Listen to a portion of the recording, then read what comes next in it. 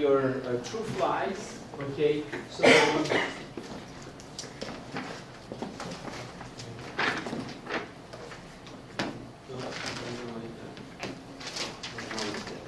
I hope it's better now. So only one pair of wings on mesothorax. Halters are on metothorax for balance or vestigial. They've done some studies, some scientists, they've done some studies with halters. Halters, there's another pair of wings, if you would, and they removed them, and the animal was still, in some species, the animal was still able to fly. So, they are saying maybe halters are vestigial. They are smaller wings usually in the organisms that can fly. And so some papers say they've been removed and they still, the organisms can still fly. And some papers say no, the halters are for balance, they're needed. I don't know, again, you can keep that up. You can get your PhD and get to the end of it. What is the function of the halters?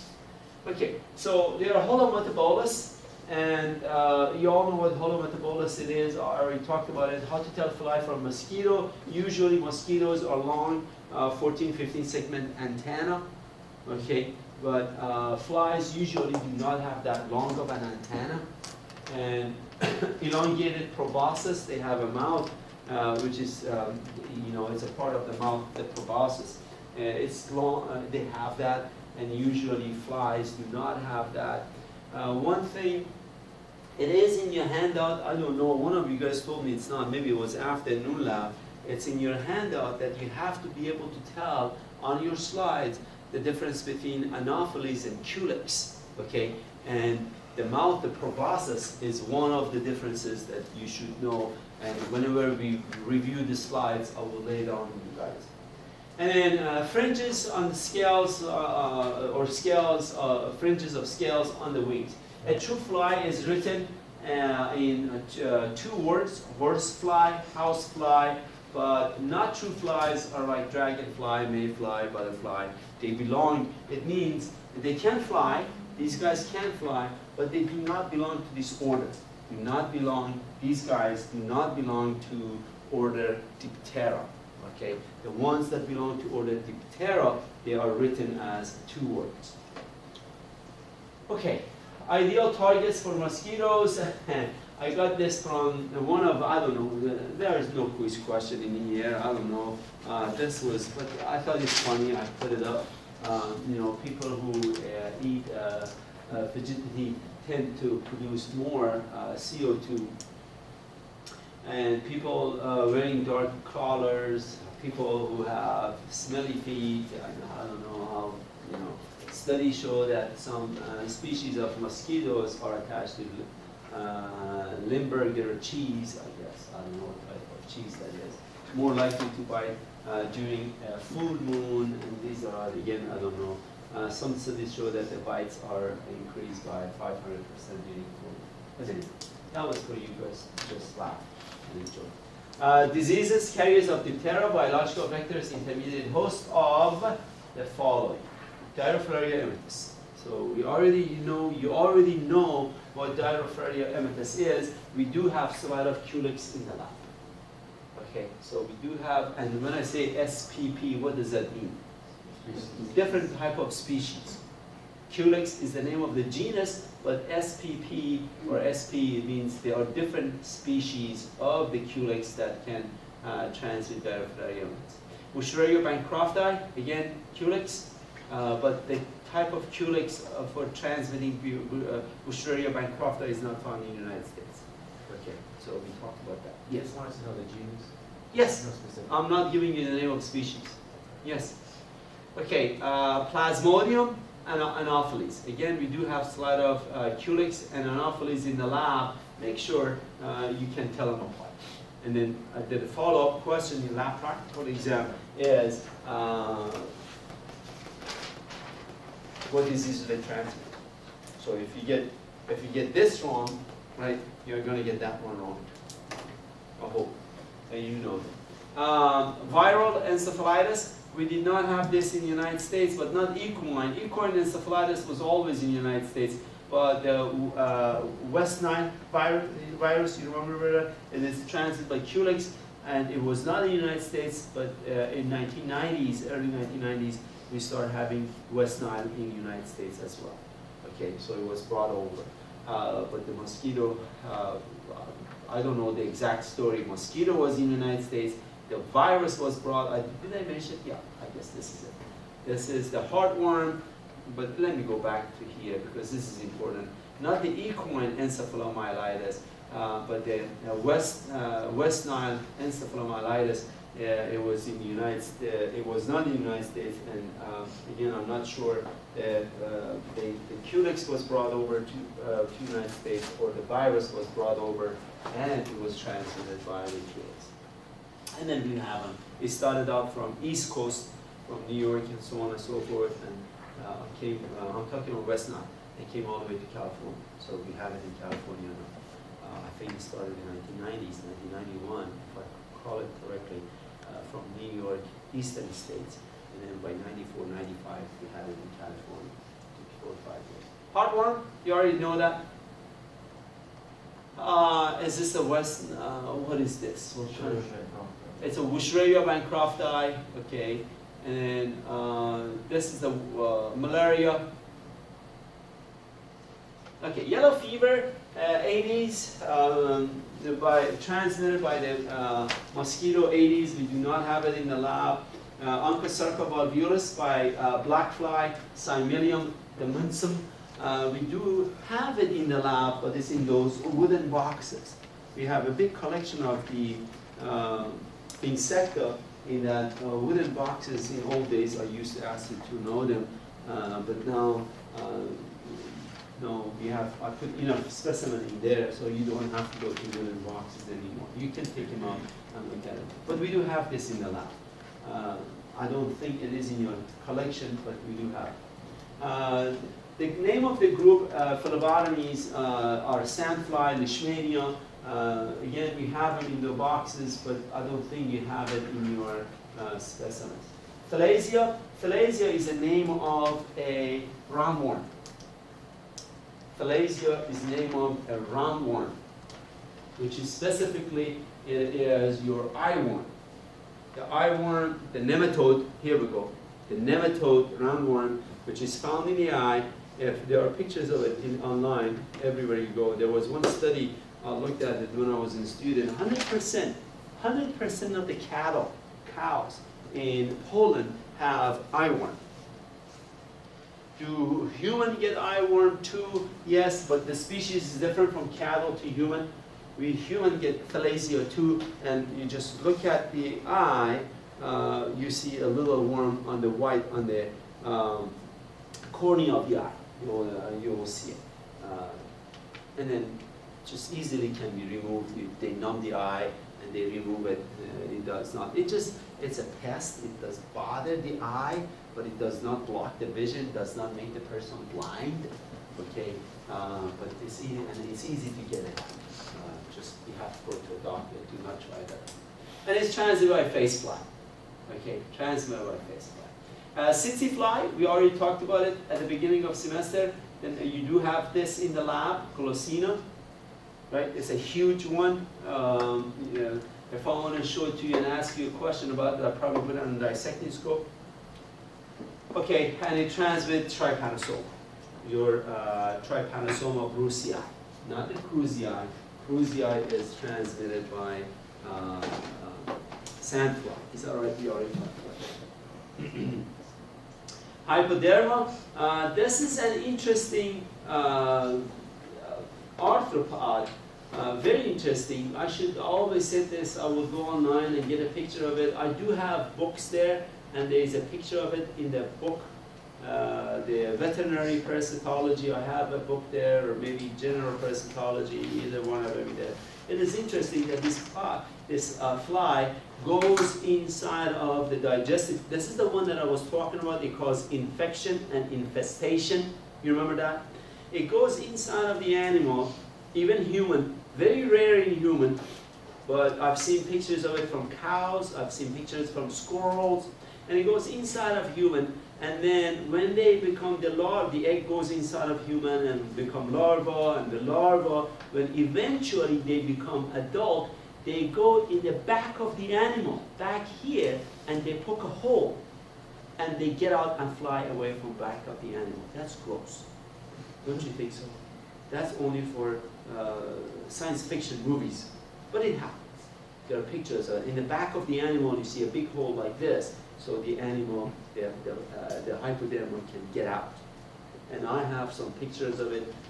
Over the years, I thought I'm going to go online and get a picture for human, but I'm having no luck to get it from human. So and of course, in case of human, they can cause paralysis. The person can become paralyzed, because imagine they're coming from back of the human and they're getting out. And of course, in cattle, if you get it, it's called cattle grubs or gatting. And then the thing is, the meat is okay, everything is okay, but the leather is not okay. You know, they sell the cattle for the leather too, and if you have a piece of a leather with a big hole right in the middle of it, nobody wants to buy it. So that's an economical effect that hypodermal has on cattle. Horsebud, again, we do have horsebud in the lab, and I gave you the scientific name of it over there. It causes not much of a harm in horses, but expensive horses, they usually give them medication and make sure people who have expensive horses, $1 million or more than $1 million horses, Kentucky Derby, I guess it's next week or sometimes coming soon, they don't want. Those horses are clean. They don't have anything. They don't have roundworm, they don't have horsebud, they don't have anything. But they usually, we do have a sample of it in the lab. They're little larvae, the larvae are in the stomach, and then they poop the larva out, and the larva in the feces becomes adult. Common housefly, Musca domestica. We do not like Musca domestica. The reason for that, they do not, any bacteria or any parasite that we know of does not, portion of the life cycle is not inside of the animal. None of them. The only reason we don't like them because they are in massive numbers, and when they sit down on poop, they can transfer bacteria or viruses from poop to our food or animals' food, and that's how they transmit diseases in that way. And we talked about it when I talked about Toxoplasma gondii, right? Something like that. We talked about no stages of no disease is completed inside of this animal. But the rest of them, the rest of the ones that we talked about, usually there is a stage of the life cycle is completed inside of the animal. Okay, I hope I'm making some sense. We don't like cockroaches, we don't like houseflies because of these reasons. On the legs, they get attached to bacteria, so on and so forth.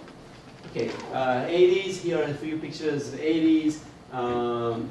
Here is, what is this one? You guys see Onchocerca volvulus? Okay, we already looked at these things. Sandfly for leishmania, is that right?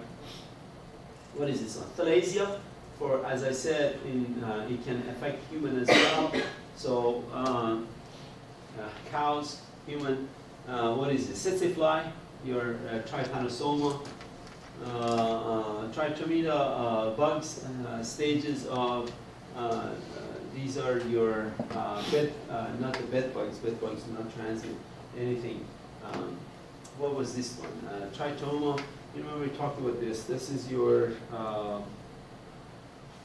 Trypanosoma cruzi. We talked about this. Okay, prevention, eliminate all sources of standing water on your property. This is for West Nile virus. So they want us to go ahead and talk about it. Because West Nile is becoming a big problem here in California and the United States. More and more people are each year coming out with it. So please follow these prevention methods for West Nile. Your property supports mosquito breeding. Apply insect repellent containing the active ingredient DEET. I'm not sure what that stands for. We can look it up easily online. Or for outdoors, according to label instructions, avoid spending a time outside when mosquitoes are active, and that's during dawn and dusk. Dawn and dusk, that's when they are very active, and especially for the first 2 hours after sunset. When outdoors, wear long pants, long sleeves, shirts, and other protective clothing. That goes for Western. Okay, the most important one, I think, the most important one around your house, try to get rid of these puddles of water, little, patches of water you have. Nowadays, it's becoming, I think in houses, people like to have fountains, little fountains. If that is not running, am I making some sense? That's a problem. That's a good breeding ground for the culex. But if it's constantly running, don't worry about it. That's nothing. But just standing water, say standing water. If you're not running it all the time, then the mosquitoes can, around your house, we're talking about your house, they can get. Okay, prevention continues. Wow, I have a lot of them. I didn't know that. Exclude mosquitoes from your home with tightening screen doors, contact veterinarian if you vaccination required against West Nile, report significant mosquito infestation, stop working county mosquito vector, control restrictions, and so on and so forth, report dead birds. I found a dead bird in my home at one time. What happened, I called them, and I thought they'd come and pick it up for you. But no, you're supposed to take it over to the county office. I said, okay, maybe next year I'll bring you one. This year, this is the only, I had a blue jay, dead blue jay in there. We had a big fountain. We don't have it anymore. We had a big fountain, and I found it in a big fountain. And of course, that big fountain does not run all the time. I'm talking about if you have a small one at home. Anyhow, so. Anoplura, blood-sucking lice, and Malophaga, chewing lice. Chewing lice do not affect human. It's just Anoplura, which a few of them affect humans. And Anoplura have piercing mouth part. Anoplurans, ectoparasites of placental animals only, and stout mandible, wingless, no eyes, or very modified eyes. They both live in hair or feathers of animals, very host specific. I will talk about speciation later on, but these organisms not only became host specific, they became site specific, and I will talk about that. For example, if you have head louse, you have pubic lice, you have body louse, so they all go to different part of the body. They evolved so much that they became site specific. Not only host specific, they became site specific. And so that shows the speciation, a little bit more detail. I'll talk about that when we get to speciation. Simple metamorphosis, most of them cling to hair or feather except the human body louse, which pediculus humanus, which attach to the clothing. And I have some pictures. Here is, of course, that's the chiggers, but this is the louse. You have a picture of this in the louse. Okay, lice is plural, and louse is singular. Those of you who don't know anything about this. Here is a body louse. They attach to clothing, right here. And these are the net. They call them net. And these net attach to hair follicle. This is the hair follicle.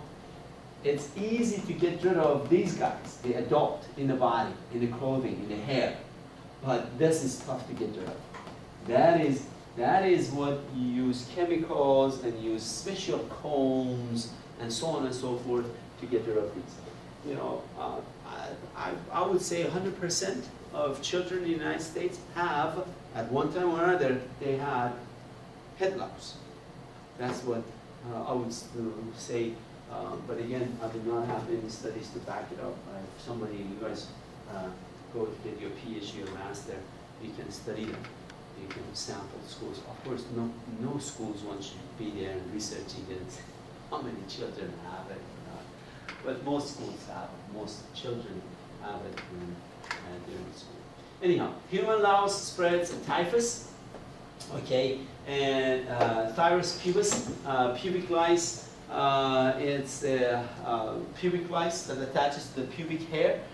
This is the one that you can get it from bed sheets. If you go to hotels and bed sheets, towels, pubic lice can be transmitted. Toilet seats, back in 1980s, if you don't believe it, 70s and 80s, we didn't have in bathrooms, you didn't have these paper things that you pull. You remember what I'm talking about? And you put it on a toilet seat, you sit down. There was none of that. It's just a recent stuff. Last 20 years, I would say, they came up. And that's mainly, primarily because of pubic lice. It does not transmit any disease that we know of, pubic lice. It does not transmit any disease. And the pH is silent. It's called thymus pubis. pH is silent. It's called thymus pubis. It does not transmit any disease. All it is, it's just nasty, gross, and it causes itching. That's it. And it's, of course, sexually transmitted. It's one of those, the only, this is the only arthropod you're studying that is sexually transmitted. From beginning of semester until now, you study 2, 3, 4 diseases that is sexually transmitted. This is one of them. Okay, but again, you can get it from toilet seats. You can get it from towels. You can get it from bed sheets when you go to hotels, other places. But anyhow, Pediculus humanus capitis, human head louse. I said that in the lab we do have these slides. We do not have to tell them apart. Okay, so you don't have. If you want to write it down, sure, write it down. Human body louse is Pediculus humanus. And the body louse on your slides is a little bit bigger. That's the only difference. But again, you don't have to tell them apart.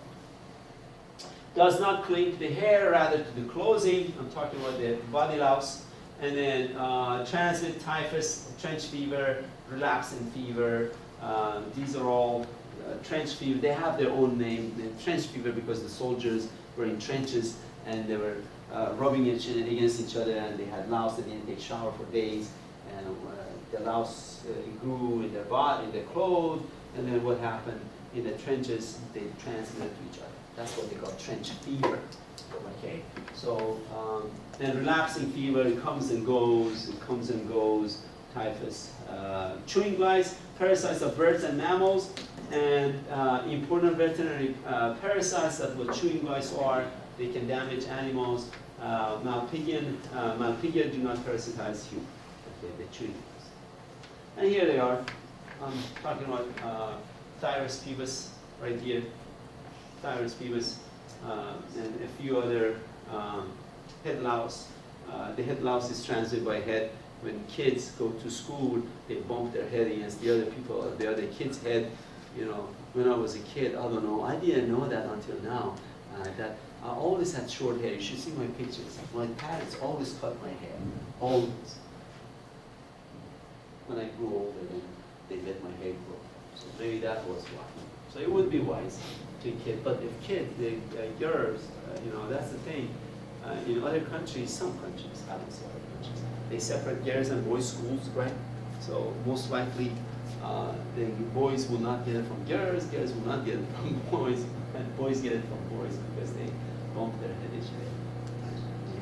But anyhow, let's go. Order Siphonoptera, fleas, Siphonoptera pulex, irritants. We do not have it in the lab. We do not have human flea in the lab. Okay, and human flea transmit plague and Black Death by bacteria Yersinia pestis and Rickettsia typhi. And Pygidium can detect egg currents. These guys, and they're not host specific.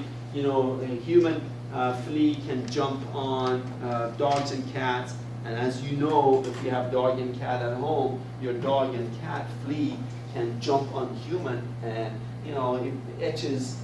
We talked about only one parasite that we know of. It can be transmitted is tapeworm, dog tapeworm, Dipylidium caninum.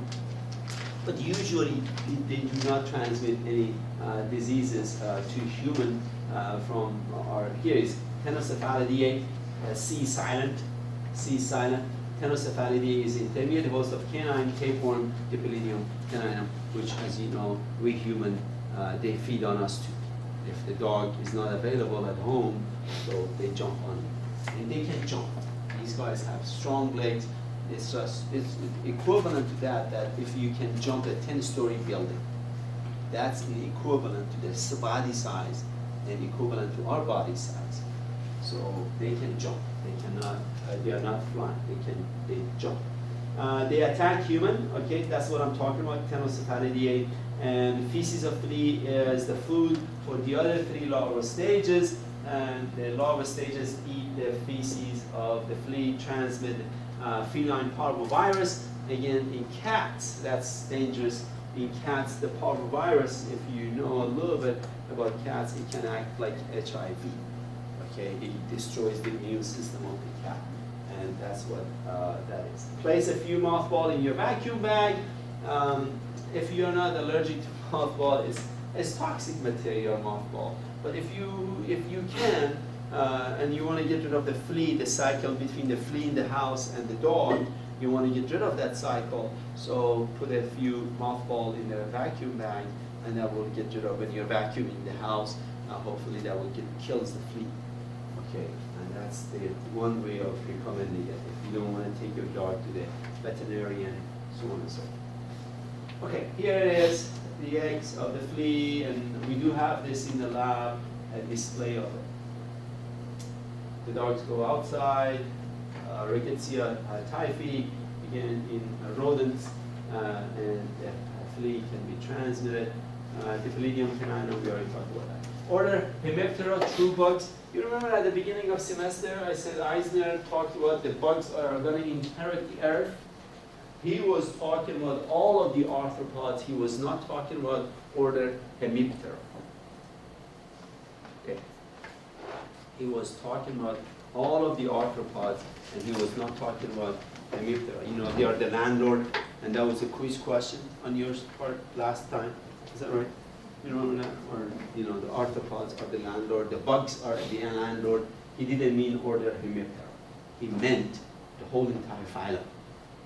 I hope I'm making some sense. 2 pairs of wings, vestigial, possibly, a triangular shield between wings, 4 segmented antenna, simple metamorphosis, reduvid bugs. Okay, so cause painful bites and assassin bugs.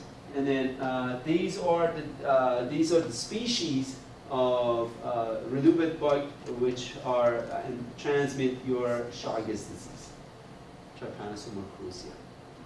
Okay, we talked about this at the beginning of the semester, the Trypanosoma cruzi.